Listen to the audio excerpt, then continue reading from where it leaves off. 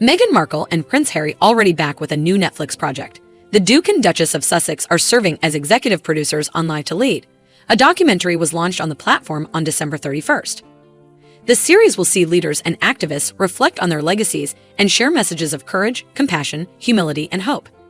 It features interviews with many leaders and activists, including late U.S. Supreme Court Justice Ruth Bader Ginsburg, climate change activist Greta Thunberg, and South Africa's national rugby union team captain and campaigner Siya Kolisi. The release comes shortly after Harry and Meghan. The couple's docuseries made history as Netflix's biggest documentary debut ever, with over 81 million viewing hours. And the show a couple of details their love story, their time as working members of the royal family, and why they decided to step down from their royal roles to create a new life in California. The following interview with the late Ruth Bader Ginsburg took place at the U.S. Supreme Court on August 2nd, 2019. It had originally been scheduled a few weeks later. It was brought forward at her request. It was subsequently revealed that a cancerous tumor had been discovered on her pancreas, and 3 days after the interview, she began radiation therapy. This is one of her last interviews. I had 2 years out of university when I was married because my husband was called into service. And during those 2 years, I became pregnant. And I worried, would I be able to manage a young child and the Harvard Law School? So my husband's father said to me, Ruth, if you don't want to go to law school, no one will think the less of you. You have a very good reason not to enroll. But if you really want to be a lawyer, you will stop feeling sorry for yourself. You'll pick yourself up and you will find a way. And that advice, at every turn in my life, I thought, do I really want this? And if the answer is yes, you find a way. This was inspired by Nelson Mandela, who once said, what counts in life is not the mere fact that we have lived. It is what difference we have made to the lives of others that will determine the significance of the life we lead. His life left a lasting mark on the world, a legacy that has helped inspire so many others to stand up, to fight for change, and to become leaders. So this is in memory of Meghan. It was made to remind us of the difference one person can make. It's about people who have made brave choices, leaders who have walked alongside him and followed in his footsteps. Caring for others, working for a better and more equal world. And giving inspiration to the rest of us to live, to lead. Greta Thunberg is a Swedish climate activist who reignited an international movement to fight climate change when she began demonstrating outside the Swedish parliament in 2018.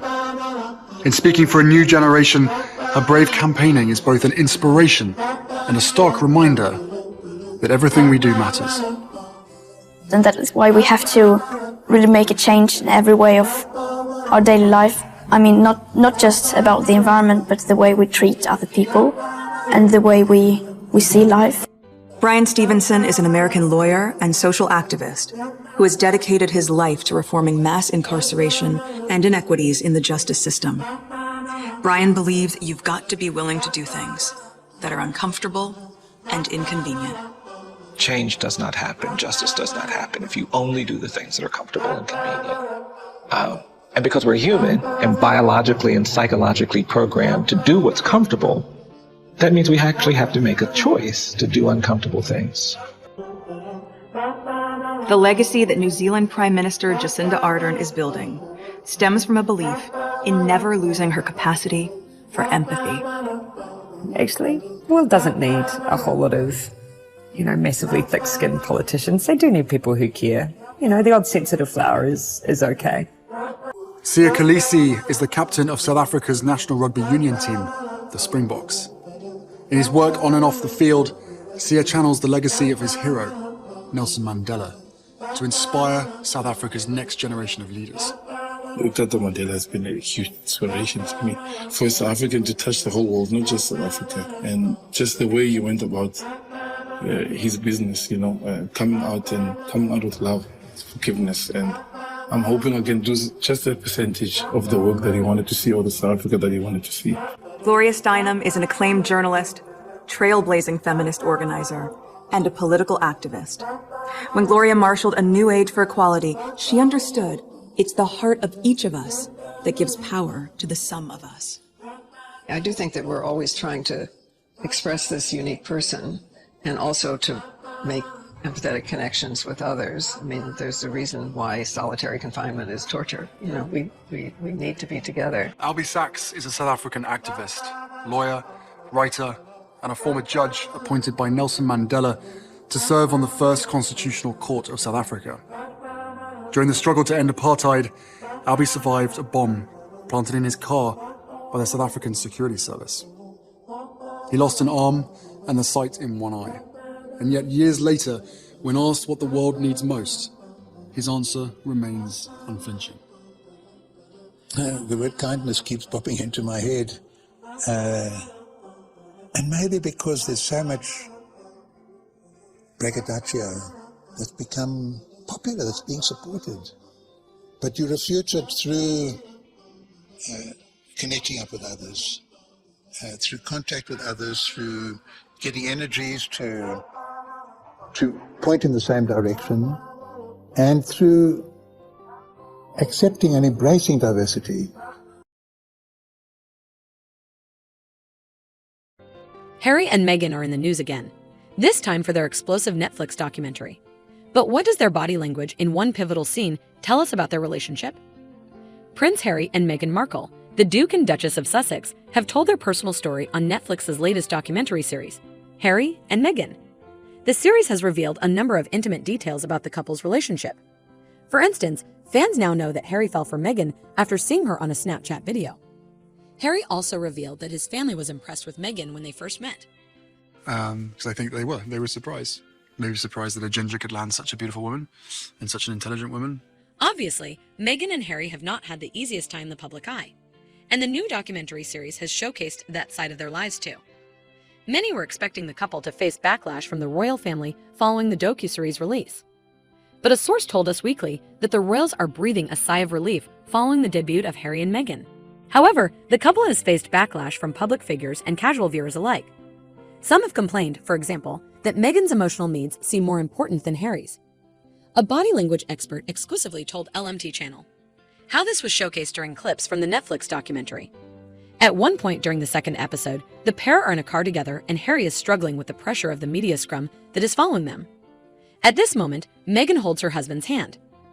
Body language expert, life coach, and relationship expert Nicole Moore of the LoveWorks method broke down this scene exclusively for LMT Channel. She said, Meghan offers minimal support to Harry while he's dealing with anxiety. Meghan takes a deep inhale at the start of the clip while her body remains stiff, indicating her nervousness. Harry, in contrast, has more relaxed shoulders. He is pensive while looking out the window, but he actually appears to have less anxiety at this moment than Meghan does. Moore revealed that this seemingly brief moment in Harry and Meghan may be indicative of a larger dynamic in their relationship. Moore shares, Harry's anxiety may be stemming mostly from how much Meghan Markle's anxiety affects him. He's worried not so much about himself as much as he's worried about Meghan. Moore points out that in this scene from episode 2 of the docuseries, Moore continued, when Harry starts to speak, offering some words of comfort, we'll be with friends in less than 10 minutes, he turns his head toward Meghan, indicating a desire to connect. Meghan moves her head and mouth move ever so slightly sideways in acknowledgement of his comment, but she does not turn her head or body toward Harry to connect. Moore continued, she offers a minimal dose of support to Harry while remaining completely connected to her own anxiety and her own concerns the whole time. In this clip, the dynamic appears to be Meghan's inner discomfort comes before Harry's. It could be argued that Netflix's Harry and Meghan wasn't the first time others witnessed Harry seemingly put his wife's emotions before his own. Following the death of his grandmother, Queen Elizabeth, many bystanders watched as Harry treated Meghan with the utmost care at the high-profile funeral. One funeral guest told People magazine about their dynamic. You saw the reassurance that Harry was giving to Meghan at times when they were walking together and had to go in their different directions. And that is just how supportive Harry was to Meghan. When they went their separate directions after the ceremony, he gave her a firm squeeze of the hand. I felt he wanted to ensure she felt comfortable. Still, there were instances in the docuseries that proved that Harry is also in tune with his wants and needs, specifically regarding his own privacy.